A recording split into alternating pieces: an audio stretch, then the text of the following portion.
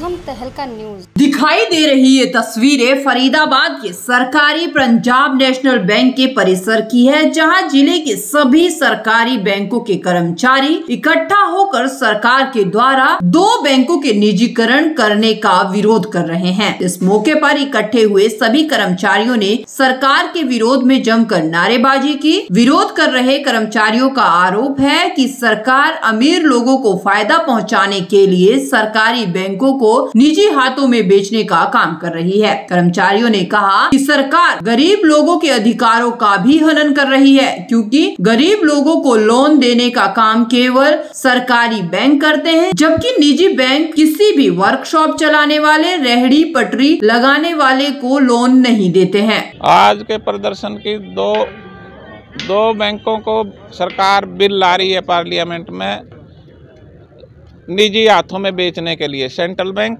और Indian overseas bank. इसका हम सख्त विरोध करते हैं। इसको हम किसी भी कीमत पे पास नहीं होने देंगे। अगर 2 ये पास हो गए तो बाकी बचे हुए बैंकों को भी सरकार बेच देगी, जिससे सिर्फ बैंक एम्प्लॉयज का नुकसान नहीं है, आप सब लोगों का भी नुकसान है। जितने भी लोग देख रहे हैं, सुन रहे हैं, ये सब प्रभावित होंगे। प्राइवेट बैंक किसी को भी लोन नहीं देने वाले हैं। वो तो अपर क्लास जो है, क्रीमी लेयर है, सिर्फ उन लोगों को लोन देंगे।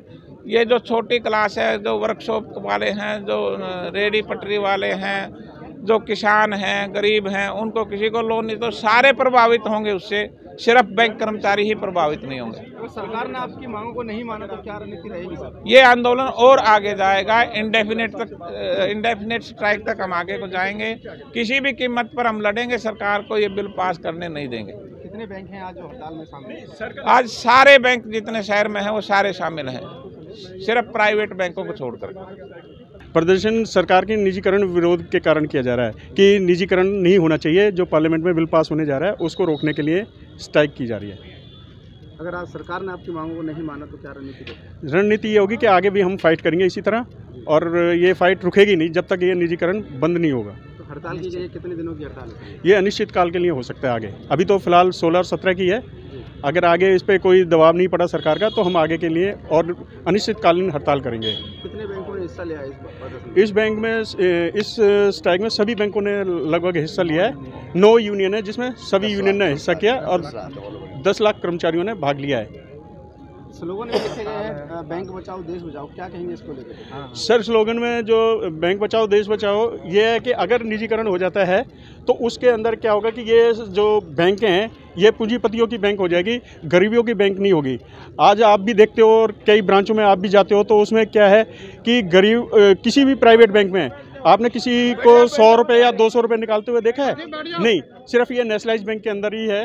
और किसी बैंक में जो पेंशन का है वो प्राइवेट बैंकों में किसी में भी नहीं है। इस मौके पर बैंक कर्मचारी यूनियन के कई पदाधिकारियों ने सरकार की नीति की घोर निंदा की। साथ ही बताया कि अभी सरकार 2 बैंकों का निजीकरण कर रही है, लेकिन सरकार की मंशा साफ दिखाई दे रही है कि आने वाले समय में सरकार सभी सरकारी बैंकों को निजी हाथों में सौंपने की तैयारी कर रही है। इसके साथ ही सरकार को चेतावनी देते हुए उन्होंने कहा कि अगर ऐसा कदम उठाया गया तो सभी सरकारी बैंक कर्मी अनिश्चितकालीन हड़ताल पर चले जाएंगे, जिसकी जिम्मेदारी सरकार की होगी। आपने देखा होगा मीडिया के लोग हमारे साथ थे पहले इन्होंने अमगलामेशन और मर्जर के बारे में कहा, फिर लास्ट सेशन के अंदर इन्होंने कहा कि इस सेशन के अंदर नवंबर वाले में हम 2 बैंकों को प्राइवेट करने के लिए टेबल पर रख रहे हैं। तो हमारा विरोध 4 दिसंबर से था, स्टेट कैपिटल्स में भी, दूसरी जगह। आपने देखा होगा राष्ट्रीयकृत बैंक 1969 से मास बैंकिंग कर रहे हैं, प्राइवेट बैंक क्लास बैंकिंग करेंगे, दोनों अंतर है। आम मासिस तक लोगों को लोन भी दे रहे हैं, डिपॉजिट भी दे रहे हैं ना।